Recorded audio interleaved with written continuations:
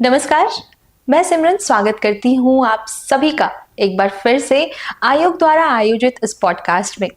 आज हम बात करेंगे एक ऐसे विषय के बारे में जो काफी लंबे समय से चर्चा का केंद्र बना हुआ है। जी हाँ, टीआरई 4।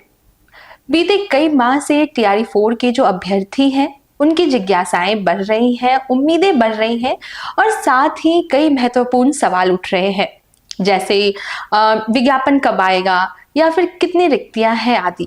इन सभी सवालों पे स्पष्ट और सही जानकारी तथा साथ ही आधिकारिक जानकारी प्राप्त करने के लिए हमारे साथ मौजूद हैं बिहार लोक सेवा आयोग के परीक्षा नियंत्रक श्री राजेश कुमार सिंह जी।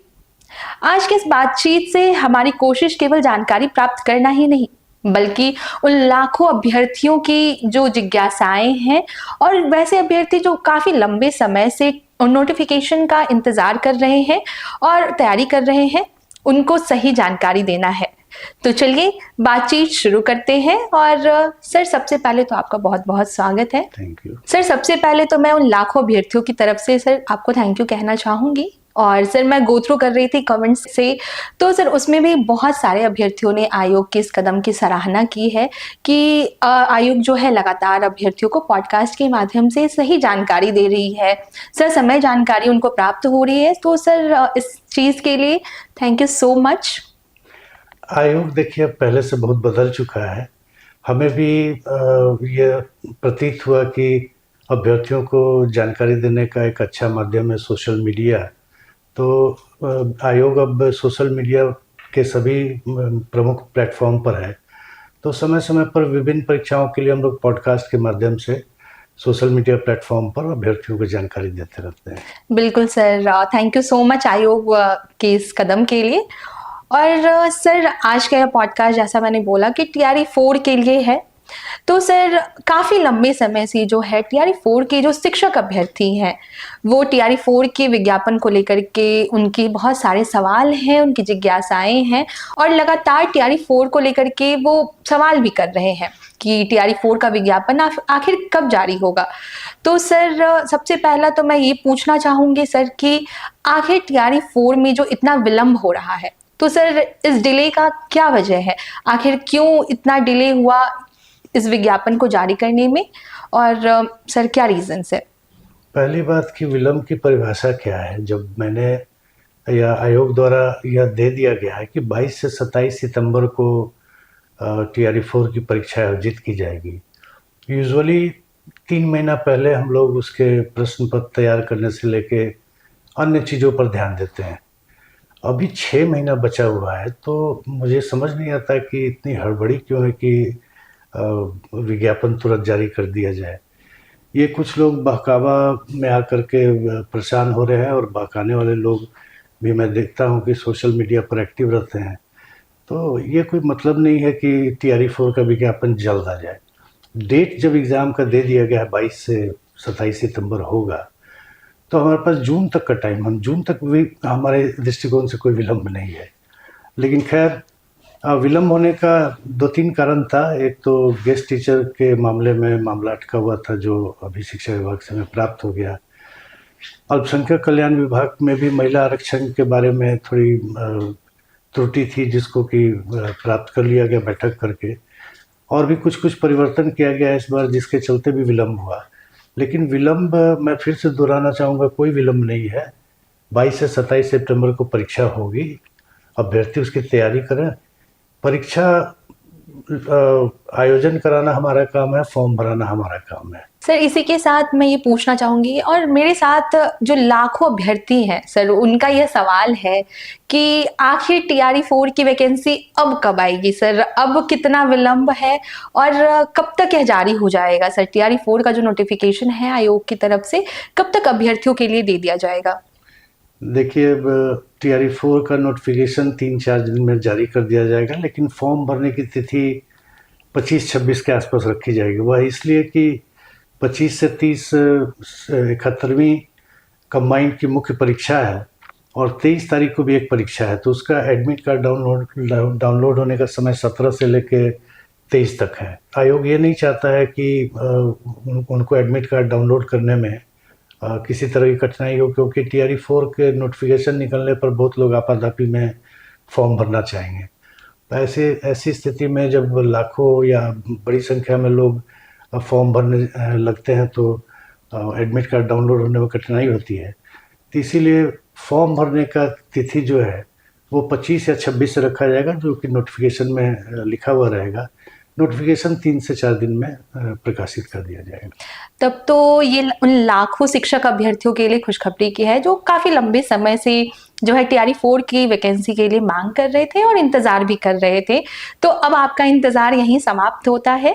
सर ने जैसा बताया कि अब बहुत जल्द आयोग के द्वारा नोटिफिकेशन जारी कर दिया जाएगा। तो सर जैसा कि अभी आपने बताया नोटिफिकेशन बहुत जल्द जारी होने वाला है, तो सर मैं ये पूछना चाहूंगी कि सर TRE 1, TRE 2 और TRE 3 इन सभी का एक परीक्षा करवाया गया था आयोग द्वारा।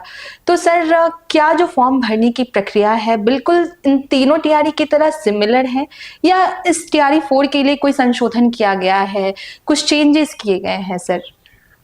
2 प्रमुख चेंज किए गए हैं जिसको अभ्यर्थियों को ध्यान में रखना चाहिए फॉर्म भरते समय।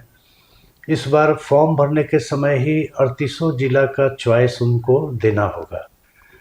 वह सावधानीपूर्वक भर देंगे, क्योंकि अगर मान लीजिए आप 30 जिला का चॉइस देते हैं और रैंक के हिसाब से वर्ग 6 से 8 के लिए आपने अप्लाई किया है और रैंक के हिसाब से आपको 32वां या 33वां जिला मिल रहा है और अगर फॉर्म में आपने 30 ही जिला भरा है तो फिर आपका नहीं होगा। ये ध्यान रखिएगा। ये बिल्कुल कंबाइन की तरह है कि अगर आपने केवल डिप्टी कलेक्टर DSP का चॉइस दिया है और रैंक के हिसाब से आपको रजिस्ट्री या फिर अन्य कोई सेवा मिल रही है लेकिन आपने चॉइस ही नहीं दिया तो आपका कंबाइन में नहीं होगा।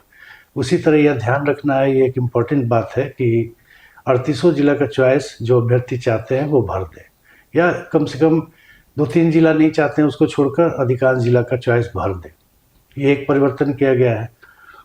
दूसरा एक समस्या आती है फॉर्म भरने के बाद कि पेमेंट का, खासकर जो अंतिम 1 या 2 दिन में फॉर्म भरते हैं, ऐसी शिकायतें प्राप्त होती हैं कि उन्होंने सबमिट किया, पेमेंट किया तो वो दिख रहा है कि हाँ पेमेंट हो गया, जबकि यहाँ हमारे एंड पर वो पेमेंट नहीं दिखता है। 2-3 दिन बाद बैंक सेटल करता है। कभी कभी इसको लेकर कंट्रोवर्सी हो जाती है, तो इसलिए ऐसा प्रावधान इस बार किया गया है कि पहले आप पेमेंट कर देंगे, उसके बाद ही आपको फॉर्म भरने का लिंक उपलब्ध होगा। ये 2 प्रमुख चेंज किया गया है। बिल्कुल, तो जो भी शिक्षक अभ्यर्थी फॉर्म भरेंगे इस बार इन बातों का विशेष ध्यान रखेंगे आप भी फॉर्म भरते वक्त। सर TRE 4 में कुल कितनी रिक्तियां हैं, कितनी वैकेंसीज हैं और सर क्लास वाइज कितनी वैकेंसीज हैं? देखिए TRE 4 में कुल रिक्ति 46,882 है। इसमें 4 विभागों की रिक्तियां हैं। पिछड़ा एवं अति पिछड़ा वर्ग कल्याण विभाग में प्रारंभिक शिक्षक में 63 रिक्ति है, प्रधानाध्यापक में 9 रिक्ति है, माध्यमिक शिक्षक TGT जो होते हैं वो 98 रिक्ति है, उच्च माध्यमिक शिक्षक PGT जो होते हैं उसमें 189 रिक्ति है। उसी तरह अनुसूचित जाति अनुसूचित जनजाति कल्याण विभाग में वर्ग 1 से 5 में 239 रिक्ति है, वर्ग 6 से 10 में 316 रिक्ति है और वर्ग 11-12 में 489 रिक्ति है।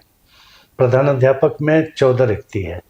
शिक्षा विभाग में माध्यमिक वर्ग 9 और 10 में 9,082 रिक्ति है। उच्च माध्यमिक यानी 11वीं और 12वीं में 16,774 रिक्ति है। प्राथमिक विद्यालय वर्ग 1 से 5 में 10,778 रिक्तियाँ हैं। मध्य विद्यालय वर्ग 6 से 8 में 8,583 रिक्ति है। और अंतिम में अल्पसंख्यक कल्याण विभाग में माध्यमिक वर्ग 9 से 10 में 98 रिक्तियाँ हैं। उच्च माध्यमिक वर्ग 11 से 12 में 180 रिक्तियाँ हैं और प्रधानाध्यापक में 9 रिक्तियाँ हैं। कुल मिलाकर 46,882 रिक्तियाँ हैं। सर इसी के साथ हमारा आखिरी सवाल ये होगा कि इस पूरी प्रक्रिया के दौरान जो फॉर्म भरना है TRE 4 का, तो सर अभ्यर्थियों को किन बातों का विशेष ध्यान रखना है? सबसे पहले मैं कहना चाहूँगा कि फॉर्म भरने के 3 पार्ट हैं। पहला OTR है, दूसरा प्रोफाइल है और तीसरा फॉर्म है। तो OTR और प्रोफाइल अभ्यर्थी पहले से भर के रखें, तब फॉर्म भरने में उनको 10 से 15 मिनट, मैक्सिमम 20 मिनट का समय लगेगा। ऐसे फॉर्म भरते समय ही OTR भरेंगे, प्रोफाइल बनाएंगे तब फॉर्म भरेंगे तो वो लंबा समय ले सकता है। और ख़ास करके जब बहुत ज़्यादा संख्या में अभ्यर्थी फॉर्म भरने लगते हैं तो किन्हीं किन्हीं को कई तरह की कठिनाई आने लगती है। तो मैं अनुरोध करूंगा कि फॉर्म भरने की तिथि 25 या 26 अप्रैल से होगी। उसके पहले प्रोफाइल और ओटीआर बना करके लोग रख लें ताकि फॉर्म भरने में सुविधा हो सके। दूसरी बात है कि फॉर्म के सभी फील्ड को बहुत सावधानीपूर्वक भरें। अक्सर ये कंप्लेन देखने को मिलती है कि मैंने आधार नंबर गलत कर दिया, मेल आईडी गलत भर दिया, पिताजी के नाम में गलती हो गई। तो एक्चुअली ये सब सुधारने का फिर मौका दिया जाना आयोग द्वारा भी संभव नहीं है। तो ये सब भी बिल्कुल ध्यान से भरें। मोबाइल नंबर भी जो देते हैं सभी डिजिट जांच लें कि सही ढंग से भरा गया है। उसके बाद जैसा कि मैंने बताया कि अब पहले पेमेंट का लिंक आएगा, पेमेंट आपका हो जाएगा तब उसके बाद ही आपको फॉर्म भरने का लिंक प्राप्त होगा। तो एक पेमेंट की समस्या से छात्रों को निजात मिल जाएगी कि बाद में पेमेंट होने में, खासकर अंतिम दिनों में बैंक से अगर लौटा दिया गया, किसी वजह से फेल कर गया तो नो पेमेंट के आधार पर उनका फॉर्म एक्सेप्ट नहीं होता था। तो अब पहले ही पेमेंट हो जाएगा तो फॉर्म अपना भरकर सबमिट कर देंगे। दूसरा एक चीज़ होता है कि सबमिट करने के पहले, फाइनल सबमिट करने के पहले सारे डेटा को एक बार चेक कर लें कि सही ढंग से भरा गया है। जैसा कि मैंने बताया, ईमेल आईडी, माता पिता का नाम, आधार नंबर, मोबाइल नंबर, ये सब सही भरा गया है, नहीं तो बाद में बड़ी दिक्कत हो जाती है। और लास्ट में मैं कहूँगा कि अंतिम तिथि का इंतज़ार नहीं करें। बार बार आयोग यह अपील करता है कि शुरू में या बीच में ही फॉर्म भर लें, अंतिम तिथि का इंतज़ार नहीं करें, अन्यथा उनका फॉर्म किसी की वजह से गड़बड़ा सकता है फॉर्म भरना। तो यही सब मेन मुख्य बातें हैं। जो भी अभ्यर्थी पहली बार ओटीआर करने जा रहे हैं उनके लिए आयोग की आधिकारिक सोशल मीडिया हैंडल्स है, उस पर ऑलरेडी एक ओटीआर की पूरी प्रक्रिया का एक वीडियो उपलब्ध है। तो मैं अनुरोध करूंगी जो भी अभ्यर्थी ओटीआर करने जा रहे हैं उससे पूर्व एक बार अवश्य उस वीडियो को देख ले, ताकि आपके लिए प्रोसीजर्स जो है और क्लैरिटी हो जाए उसमें, और बहुत ही सावधानी पूर्वक अपने ओटीआर को भरें, क्योंकि उसमें संशोधन का कोई भी प्रावधान नहीं है। बिल्कुल जैसा सर ने बोला कि लास्ट डेट का वेट नहीं करें। और sir thank you so much कि आपने लाखों अभ्यर्थी जिनका सवाल लगातार सोशल मीडिया के माध्यम से हमें मिल रहा था और भी बहुत सारे माध्यम से, ईमेल हो गया और भी विभिन्न प्लेटफॉर्म्स, तो सर आशा करती हूँ कि उनके जो भी सवाल थे, डाउट्स थे, और बहुत ज़्यादा जो अभ्यर्थी नोटिफिकेशन के लिए परेशान थे, आशा करती हूँ उन सभी को उनका जवाब मिल गया होगा। Thank you so much sir. Thank you. Thank you so much.